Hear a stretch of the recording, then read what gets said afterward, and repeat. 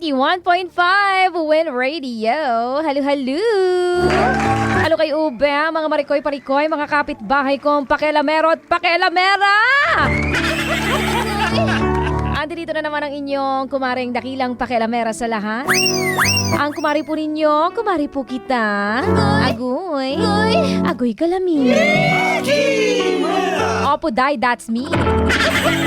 Live na live nationwide, worldwide, and uniwide. At your service para pakialaman na naman.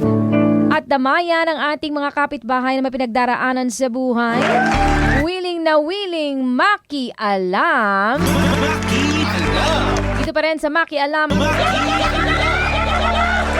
Kaya naman sa ating mga kapitbahay, nakikinig na ngayon, nakaantabay na. Atake! Atake na sa ating comment section, dyan po sa ating FB page, 91.5 Win Radio Manila Facebook page, para humanas, tumalak at kumuda sa ating kapitbahay na si Madonna. Like a virgin! Hey! Si Madonna ng North Caloocan pero not so virgin. Agoy. Ano ba pinagdaraanan ni Madonna ngayon ng North Caloocan City? Nako mga kapitbahay. Umatake na kayo sa ating comment section. Makialam na kayo dahil naka-up na po ang ating istorya diyan sa ating Facebook page. Mag-follow lang kayo. 91.5 Win Radio Manila Facebook page. I-follow nyo lang at makikita nyo na ang ating istoryang papakialaman ngayong araw na ito. Mas nag-e-enjoy akong makipag-chorvahan sa iba kesa sa jowa ko. Mas nag-e-enjoy ako makipag-sports fest sa iba kesa sa jowa ko. Tari ng sports fest. What sports? Basketball. Oh, Madonna, sandali lang. Parang iinit na naman ang dugo ko sa'yo. Parang kukulo na naman ito. At bubula na naman ang bibig ko sa'yo. Siya, Padilla, mga kapitbahay, kung ready na kayo, abay mas ready na ako. Tayo na at pakinggan at makialam sa istorya at pinagdaraanan ni Madonna ng North Caloocan. Makialam! Makialam! Maring Maki Rena. Tawagin mo na lang po akong Madonna. Pero hindi po like a virgin. Sana madamayan niyo po ako ngayon kasi kahit ako, nahihiwagaan na sa sarili ko at sa mga trip ko sa buhay. May jowa po kasi ako ngayon. Just call him Jason. 2 years na po kami ni Jason. Mahal na mahal niya ako at ganun din naman po ako sa kanya. Kaya lang, ever since the world began, kanta yun na. Kaya lang, ever since the world began, hindi ko talaga trip na makipag-sports fest kasama siya. Mas gusto ko kasing gawin iyon sa iba. Kaya nga kapag nagyayaya siya, palagi ko siyang tinatanggihan. O kaya naman, naggagalit-galitan ako para lang hindi matuloy ang sports fest namin. Ewan ko ba, Maring Maki, ibang thrill ang dala kapag sa iba. At nahanap ko nga yung spark of joy na yon kay Richard. Nakilala ko sa isang dating app. Malinaw naman sa amin ni Richard na hanggang ganun lang ang relasyon namin sa isa't isa. Ganun lang, as in ganunan lang, ganun. Hanggang sports fest lang po talaga, Maring Maki. Mahal ko kasi si Jason at naniniwala akong sapat na yung pagmamahal na yon at hindi na para i-priority pa ang sports fest. Naloloka ako sa sports fest. Teka nga lang, sandali ah. Ayos na sa akin ang date-date, kiss-kiss at cuddle-cuddle. Pero pagdating sa dilig at spark of joy, mas gusto ko talaga sa iba.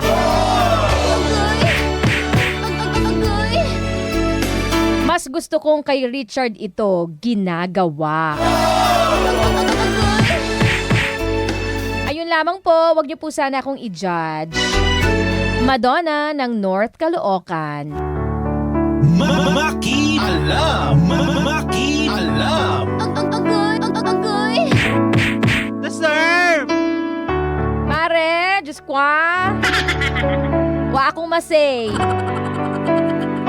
Mare, magpa-check up ka. Parang may something Mari Parang may kulang sa'yo. Oo, kulang ka sa dasal. Charing gola. Mare, ano ba sasabihin to? Diyos ko Mare, if nag-enjoy ka sa iba kaysa sa jowa mo, di jowain mo na lang yung chinuchorba mo ngayon. Diba, jowain mo na lang yung chinuchorba mo, hindi yung inaaksaya mo yung oras ng jowa mo, niloloko mo lang naman siya. Diba? Saka isa pa, wala kang karapatan makipag-commit kung ganyan ang gawain mo. Truly bells, boom bells, kawawa yung jowa mo sa'yo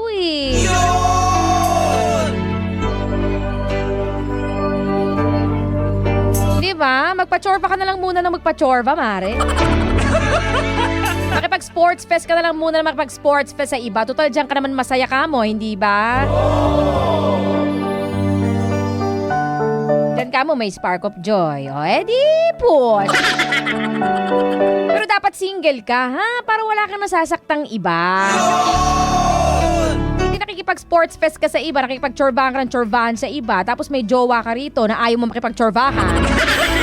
Anong saysay, di ba? Anong saysay nung jowa mo? Anong silbi nun sa'yo? Diyan lang, for the emotional support. Nakakaloka ka. Pero pag physical touch and sexual channeling, doon ka sa iba, ganon. Nakakaloka ka. Para talaga may kulang na tornilyo sa'yo, Mare.